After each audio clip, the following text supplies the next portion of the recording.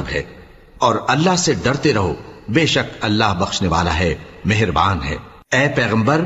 جو قیدی تمہارے قبضے میں یعنی گرفتار ہیں ان سے کہہ دو کہ اگر اللہ تمہارے دلوں میں نیکی معلوم کرے گا تو جو مال تم سے چھن گیا ہے اس سے بہتر تمہیں عنایت فرمائے گا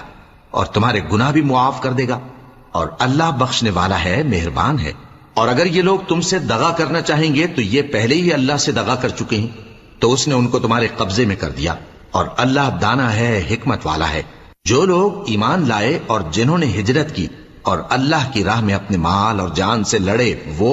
اور جنہوں نے ہجرت کرنے والوں کو جگہ دی اور ان کی مدد کی، وہ آپس میں ایک دوسرے کے رفیق ہیں۔ اور جو لوگ ایمان تو لے آئے لیکن ہجرت نہیں کی، تو جب تک وہ ہجرت نہ کریں تم کو ان کی رفاقت سے کچھ سروکار نہیں، اور اگر وہ تم سے دین کے معاملات میں مدد طلب کریں تو تم کو مدد کرنی لازم ہے، مگر ان لوگوں کے مقابلے میں کہ تم میں اور